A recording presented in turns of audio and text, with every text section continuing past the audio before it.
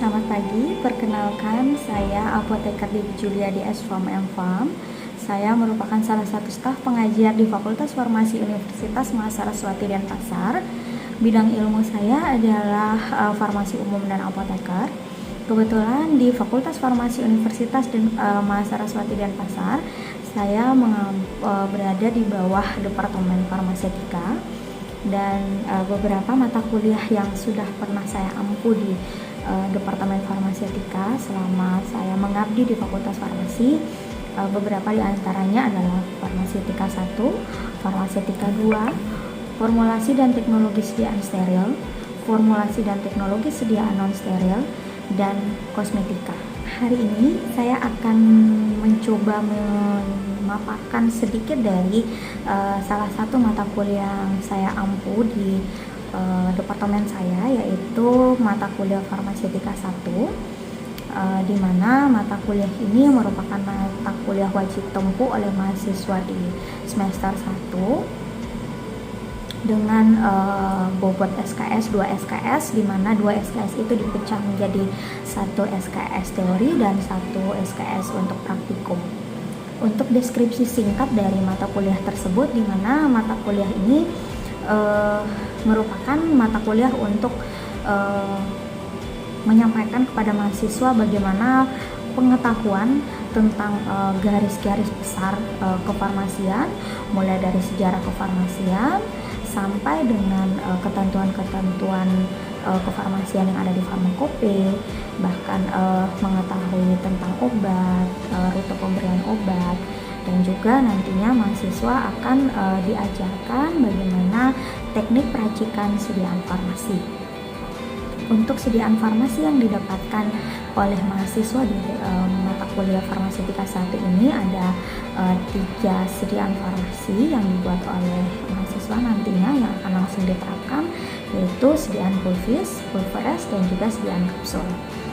Adapun beberapa CPMK yang dibebankan kepada mata kuliah Farmasetika 1, diantaranya ada 4 CPMK, di mana CPMK tersebut mewakili 1 penilaian sikap, mewakili 1 penilaian pengetahuan, dan 1 penilaian keterampilan umum, dan satunya mewakili penilaian keterampilan khusus. Nah, untuk keempat CPMK tersebut masing-masing, yang pertama menginternalisasi nilai, norma, dan etika akademik serta menunjukkan sikap bertanggung jawab atas pekerjaan di bidang farmasi secara mandiri dan sesuai dengan kode etik, aspek legal, dan budaya lokal yang berlaku. Yang kedua, menguasai konsep, prinsip penyiapan, peracikan sediaan farmasi serta pemberian informasi sesuai dengan etik dan aspek legal yang berlaku.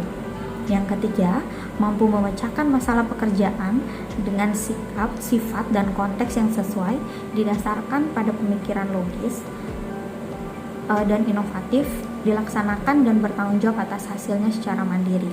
Dan yang terakhir, mampu melakukan pelayanan resep, baik itu penyiapan dan peracikan sediaan farmasi dan pemberian informasi sesuai dengan aspek legal yang berlaku.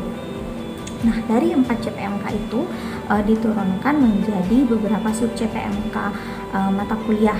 Yang pertama, mampu menjelaskan sejarah kefarmasian, mampu menjelaskan ketentuan umum farmakope.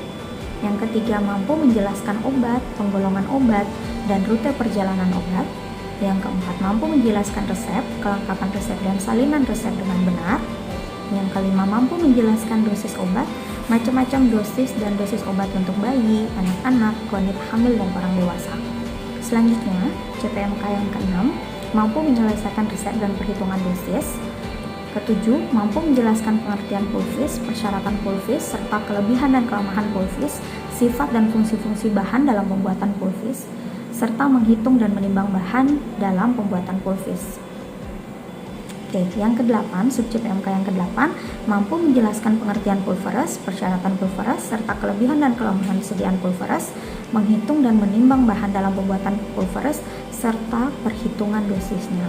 Yang ke-9, mampu menjelaskan pengertian kapsul, persyaratan kapsul, serta kelebihan dan kelemahan sediaan kapsul, menghitung dan menimbang bahan dalam pembuatan kapsul, serta perhitungan dosisnya. Dan yang terakhir, mampu menjelaskan isi resep, melakukan perhitungan dosis, membuat kopi resep, dan etiket obat.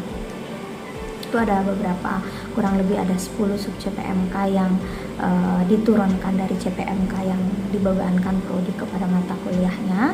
Selanjutnya adapun dari CPMK, sub CPMK itu bahan kajian yang akan kami ajarkan atau mahasiswa dapatkan di semester ini untuk mata kuliah farmaseutika 1 pada khususnya adalah yang pertama sejarah kefarmasian, ketentuan farmakope Indonesia, pengenalan obat, singkatan Latin dalam reseptur, resep dan kelengkapannya, etiket, kopi resep dan kelengkapannya, perhitungan dosis, sediaan pulvis dan pulveres, serta yang terakhir adalah sediaan kapsul.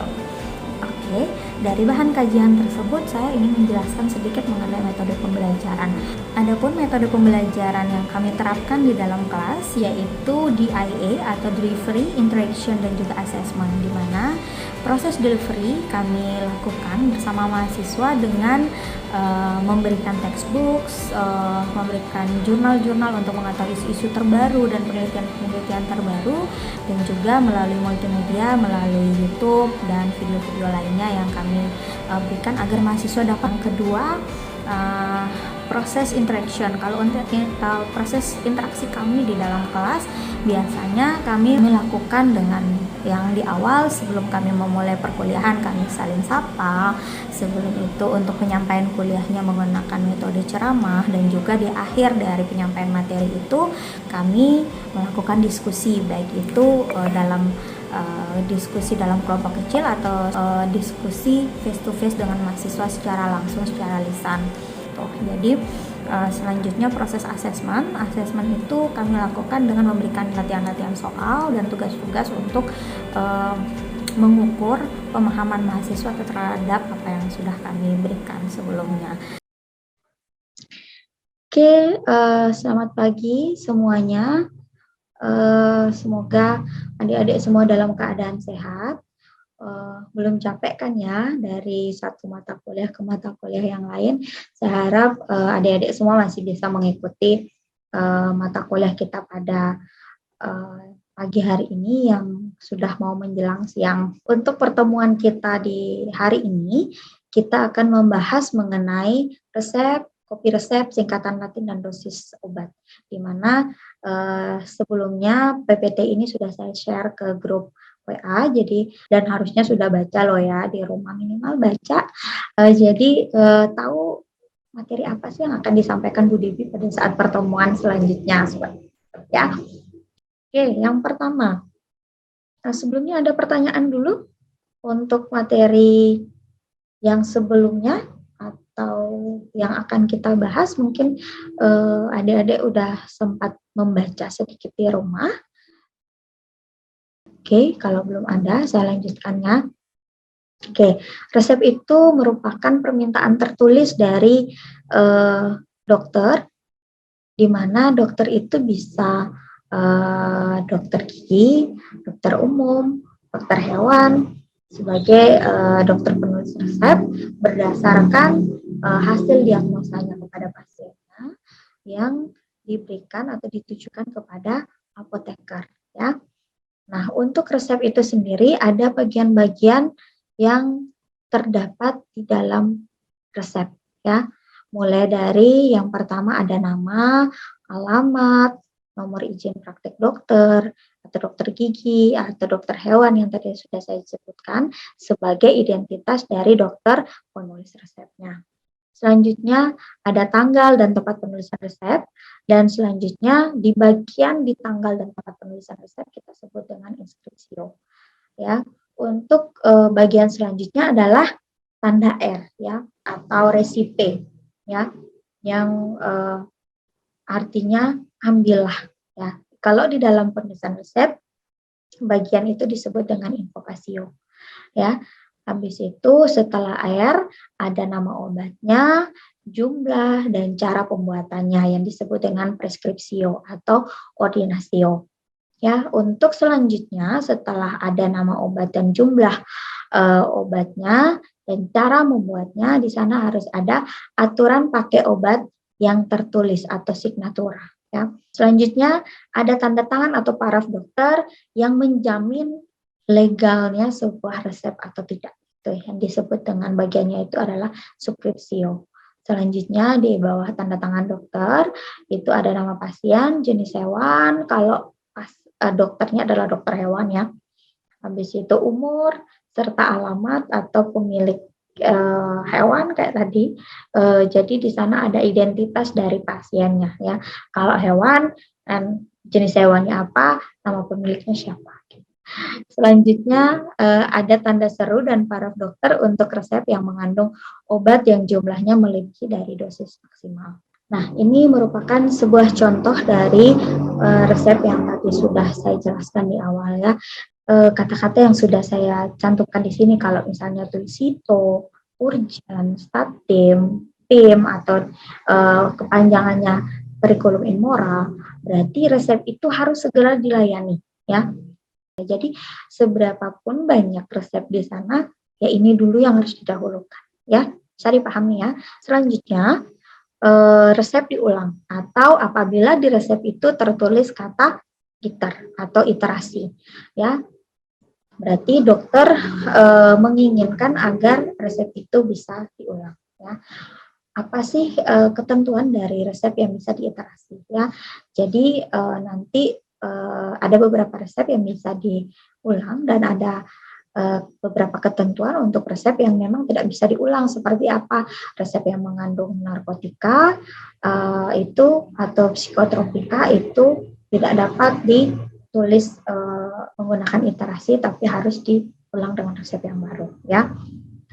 Nah, untuk iterasi itu dapat ditulis resep tersebut bisa untuk beberapa kali diulang, misalnya iter 3 kali, berarti resep itu dapat diulang 4 kali ya. Dengan yang pertama itu kita kasih keterangan det orig atau sudah diberikan originalnya, diulang lagi 3 kali, totalnya itu adalah 4 kali pemberian obat tersebut kepada pasien ya.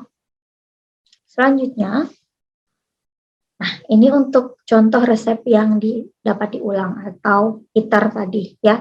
Selanjutnya ini merupakan screening administratif yang biasa kita lakukan untuk melihat kelengkapan dari resep tersebut ya. Ini adalah satu contoh dari resep yang ada, resep asli dengan obat yang sudah tertera di sana. Nah, di sana di screening dahulu secara administratif itu harus ada nama dokter ada apa enggak, SIP atau surat praktek dokter ada apa enggak, alamat dokter, nomor telepon.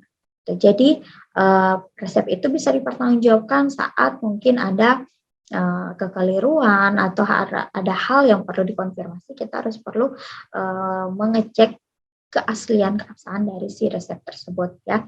Jika dalam resep tersebut tidak terdapat kelengkapan yang di screening, silakan ditulis di bagian nama yang dimaksud ya. Jadi di sana ada tabel checklist kalau untuk screening.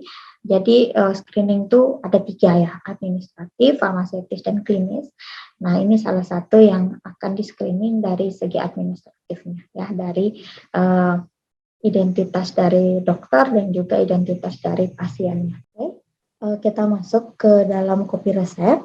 Nah kopi resep ini merupakan salinan resep dari resep asli yang sudah dituliskan oleh tadi dokter penulis resep ya. Untuk kopi resep itu sendiri yang ada apa aja? Ini yang di sebelah kanan saya ya.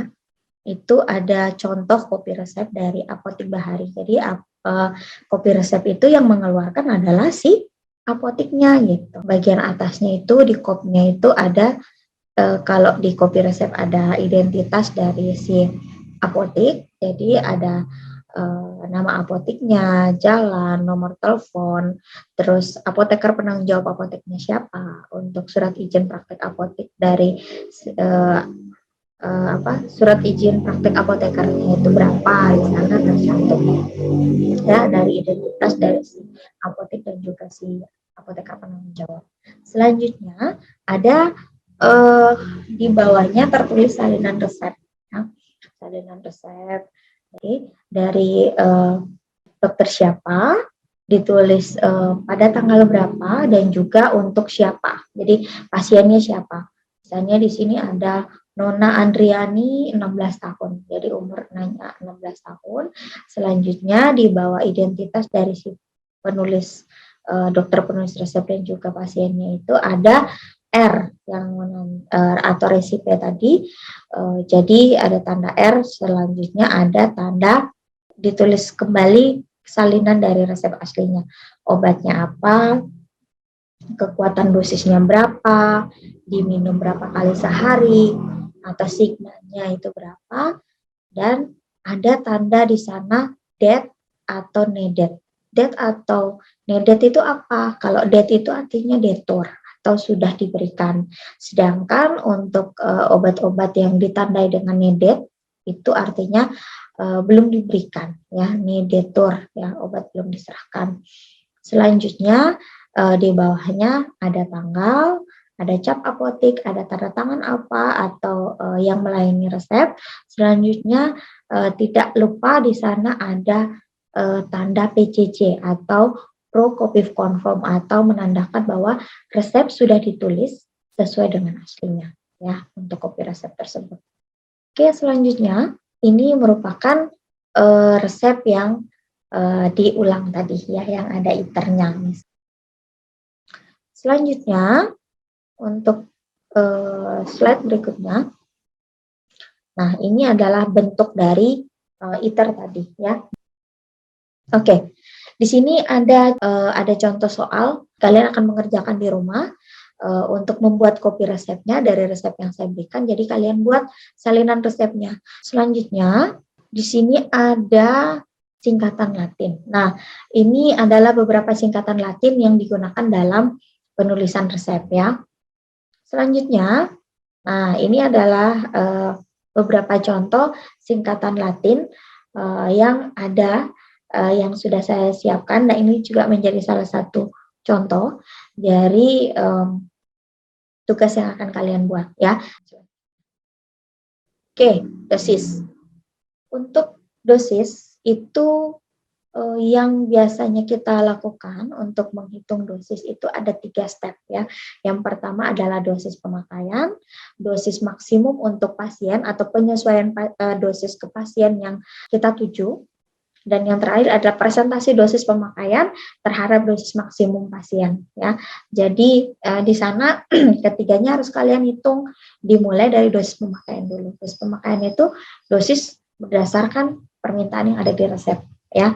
Kalau penyesuaian dosis maksimum pasien disesuaikan dengan keadaan pasien dari umurnya, berat badannya, luas permukaan tubuh, dan lain sebagainya. Itu adalah beberapa contoh rumusnya sudah nanti akan saya jelaskan, ya, untuk bekal perhitungan dosis nanti. Selanjutnya presentasi dosis itu setelah kalian dapat dosis pemakaian, setelah dapat dosis maksimum pasien, baru bisa kita hitung presentasi dosisnya. Jadi dosis pemakaian dibagi dosis maksimum dikali berapa persen. Jadi kita bisa melihat resep itu bisa dibuat atau resep itu nggak bisa dibuat. Kita masuk ke rumusnya dulu, ya.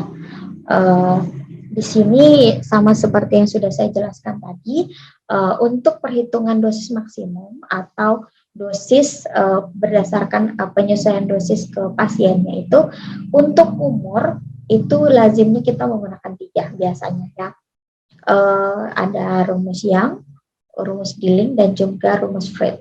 Jadi rumus Young itu diperuntukkan untuk pasien dengan usia 8 tahun ke bawah, ya. Rumus Young itu apa, Bu, rumusnya? Rumusnya adalah N per N tambah 12 dikali dosis dewasa. Nah, rumus ini N-nya itu diganti dengan umur si pasien. Misalnya kayak anggaplah 7 tahun. Ya, jadi 7 dibagi 7 ditambah 12 dikali dengan dosis maksimalnya. Nanti dosis maksimalnya diketahui berapa untuk sekali minum, berapa untuk seharinya. Ya. Selanjutnya rumus Gilling. Rumus Gilling pun sama. Apabila pasien di atas sama dengan 8 tahun, berarti kita ganti umurnya, misalnya pasiennya umur 10 tahun, berarti 10 per 20 dikali dengan dosis maksimal atau dosis dewasanya berapa. ya.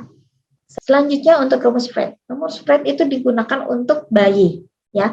Jadi kalau misalnya bayi, kita nggak bisa langsung menggunakan rumus yang ataupun delay. Misalnya dia baru 8 bulan gitu, ya. Berarti N-nya itu kita gantikan dalam berapa bulan, berapa umur si bayi dalam bulan. Sampai sini paham ya? Selanjutnya ada perhitungan dosis maksimal pasien, ya. Ini yang tadi kita dapat dosis untuk atropin sulfat yang sudah kita hitung di awal 0,5 sama 1,5 ya. Nah, setelah kalian tahu rumus untuk menghitung dosis maksimal berdasarkan kondisi pasien tadi, nah di sini kita bisa menghitung kembali dosis maksimum pasien ya dari kasus yang tadi di belakang. Jadi dosis atropin sulfat maksimum pasien itu untuk sekalinya 1 mg dan seharinya itu 3 mg. Jadi tinggal dikali aja, kan umur Nasarudin tadi 15 tahun.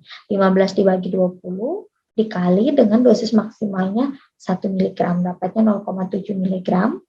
Dan untuk dosis maksimal dari ekstrak atropin sulfat yang sehari kan 3 mg. Berarti tinggal 15 dibagi 20 dikali dengan 3 mg, dapatnya 2,25 mg. Nah, setelah dapat dosis maksimum pasien, baru kita sudah dapat untuk menghitung dosis pemakaian terhadap dosis maksimum pasien tadi, ya. Jadi kita bisa menghitung persentase dosisnya. Jadi untuk sekalinya 0,5 dari yang tadi yang kita sudah dapat 0,5 itu dibagi 0,75 dari dosis maksimum per harinya dikali 100%, dapatnya 66,67. Sedangkan untuk sehari 1,5 dibagi 2,25 dikali 100% dapatnya 6,67%. Jadi kesimpulannya obat tidak overdosis atau dapat dibuat. Kalau dikatakan overdosis apabila presentasi dosisnya di atas 80-90% ya. Selanjutnya di sini ada sebuah resep ya dari Klinik Saraswati. Pertanyaannya, jika diketahui dosis maksimum CTM sehari untuk dewasa adalah 40 mg, berapakah persentase perbandingan dosis pemakaian CTM terhadap dosis maksimal DM pasien sehari untuk resep di atas? Ya, silakan dihitung ya. Nanti setelah didapatkan, jadi setelah dibagi didapatkan baru dikali 100%.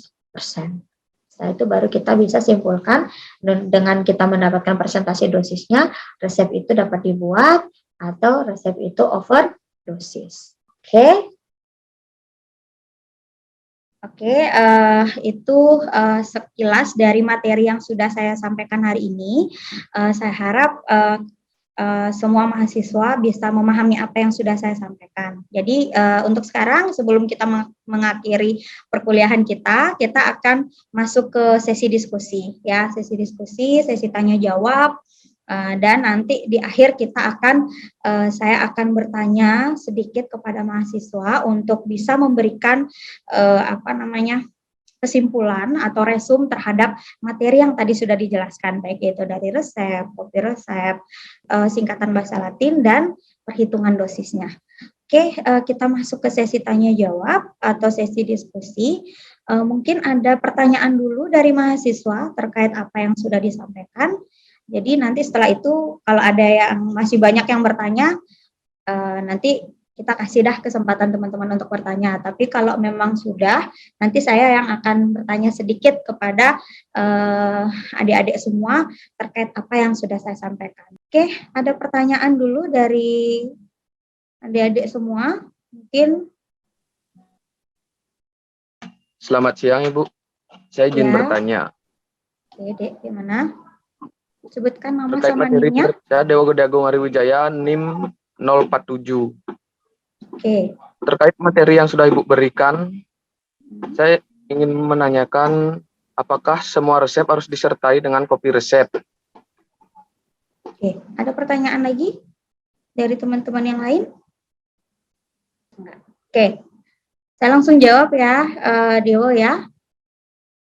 Oke, untuk pertanyaan Dewo mengenai apakah pada saat kita mendapatkan resep harus kita berikan kopi resep, semuanya kita kasih kopi resep apa enggak ya.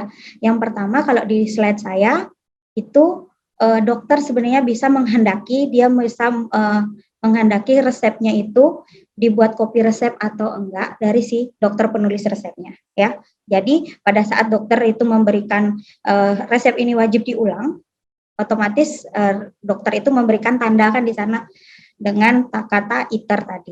Tapi memang ada ketentuannya bahwa resep itu tidak semua resep tuh harus diulang gitu. Terutama resep-resep yang mengandung narkotik psikotropik ya. Jadi resep itu pada saat pasien males lagi ke dokter, nggak bisa dia seenaknya buat iter atau resep narkotik psikotropik itu kita tulis boleh diulang gitu ya. Tapi dia harus mendapatkan obat itu dengan resep yang baru gitu ya. Tapi untuk beberapa resep selain narkotik psikotropik bisa diulang pada saat dokternya menulis kata iter di sana ya. Gitu.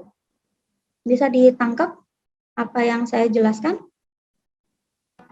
Bisa Ibu. Terima kasih. Selanjutnya mungkin ada lagi pertanyaan? Oke, kalau nggak ada mungkin saya mau minta 2 orang untuk memberikan resume terhadap materi yang sudah saya berikan, mungkin dari Widya dan juga Noval atau siapa nih? Rizky. Oke, mau siapa dulu? Widya dulu boleh, Rizky dulu boleh untuk memberikan saya resume terhadap materi yang sudah saya berikan hari ini itu seperti apa gitu.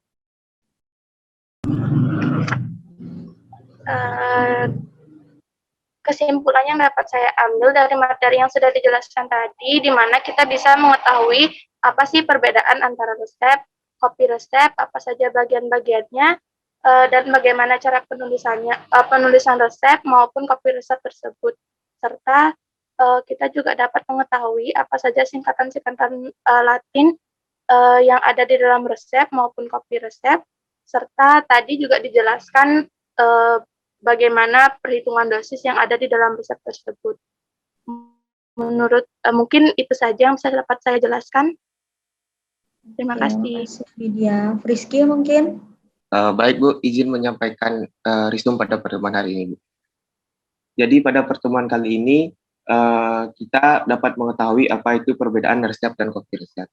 Kemudian dalam resep juga terdapat beberapa singkatan. Kemudian CITO yang artinya segera, urgent artinya penting. Kemudian STDD itu merupakan signa unus terdedie yang artinya tandai untuk pemakaian 3 kali sehari. Kemudian dalam resep juga terdapat dosis. Ada rumus yang mengatur pembuatan dosis.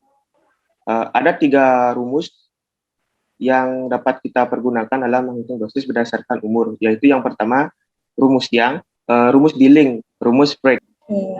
Demikian yang saya dapat sampaikan Bu. Mohon maaf apabila ada kesalahan dalam penyampaian saya. Oke, Rizky, ya itu ya. Mungkin ada lagi yang mau memberikan resume terhadap kuliah kita hari ini? Masih ada? Oke, ada? Oke, itu ya yang bisa mungkin kita cukupkan ya untuk sesi diskusi kita hari ini karena waktunya juga sudah hampir selesai.